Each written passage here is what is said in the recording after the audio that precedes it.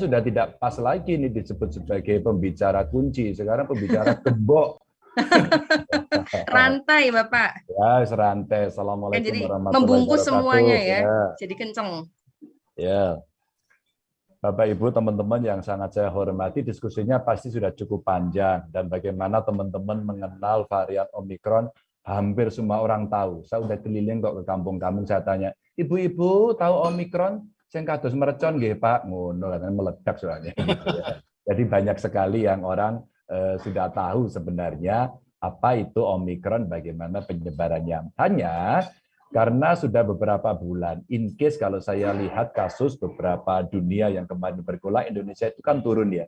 Kalau saya lihat datanya kan antara Juli, Agustus, kita berada pada puncak pandemi ya, yang didorong oleh varian Delta.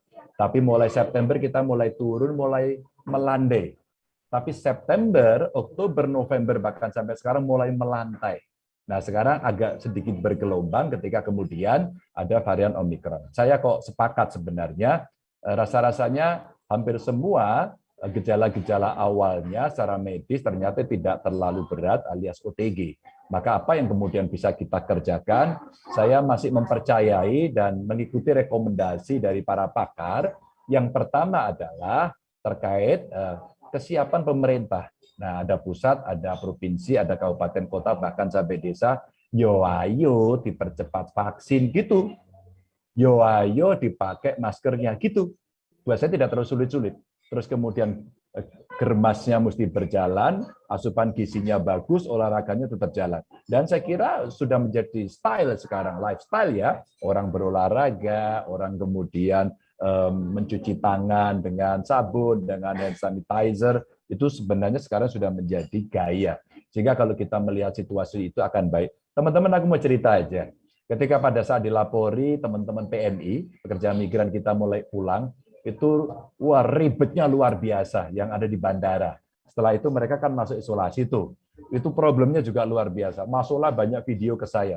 Sehingga saya harus telepon Menaker, saya telepon BP2MI, terus kemudian saya telepon Menko Marinvest. Nah, pada saat itulah kemudian kita mulai bisa tahu bahwa ya nggak bisa, ini mesti ketat. Maka pada saat rapat dengan Menko Marinvest, semua menteri-menteri penting diundang yang terkait dengan ini. Contoh, Mbak Retno, Menlu, diundang untuk bicara bagaimana seharusnya kita menjaga gateway kita. Jadi pintu-pintu masuk kita dari luar negeri. Dan disepakati, dibatasi aja titiknya. Maka kalau hari ini nasib saya katakan ya, nasib grafik itu ada di DKI sama Jawa Timur yang naik, atau mungkin di Kalimantan Kalimantan Utara, Kalimantan Timur, atau barangkali di Pekanbaru, mungkin karena di situ memang ada titik pintu masuk. Dan ketika dideteksi dia positif, ya sudah, angkanya akan tinggi. Maka tadi malam dalam sebuah talkshow dengan televisi dikatakan, Pak Ganjar, ini sebagai gubernur ya, bukan sebagai ketua umum Kagama gitu ya, ditanyain, Pak Ganjar, itu kenapa Jawa Tengah belum?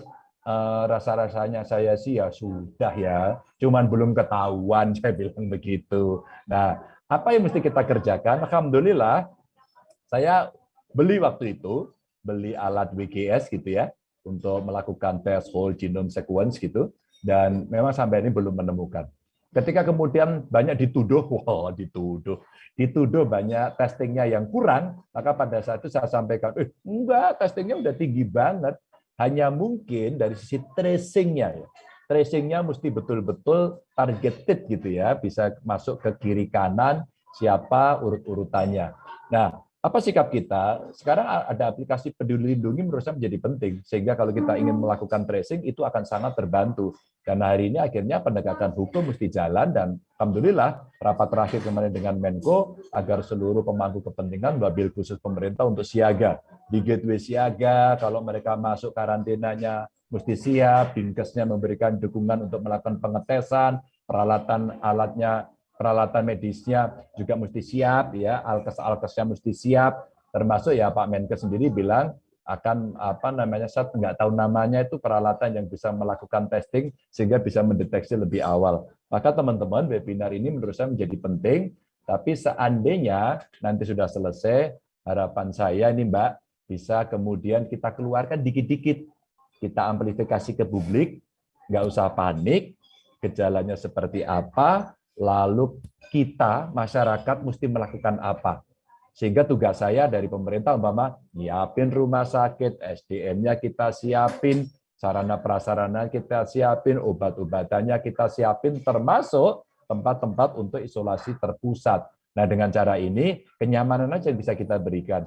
Nah, pertemuan-pertemuan yang sifatnya besar, sebenarnya bisa kita lakukan satu pencegahan dengan pembatasan. Sebenarnya agak besar kalau mereka berjarak, mau pakai masker nggak apa-apa. Maka sekarang kuncinya ya harus cerewet, ya harus cerigis gitu ya, untuk selalu ngomong wek untuk bicara sosialisasi itu. Teman-teman, terima kasih. Saya kira apa yang dilakukan teman-teman sudah on the track.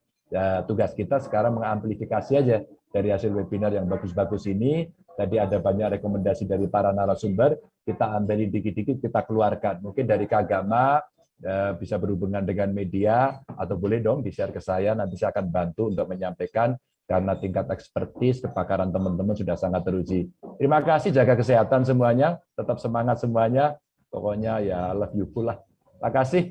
Assalamualaikum warahmatullahi wabarakatuh.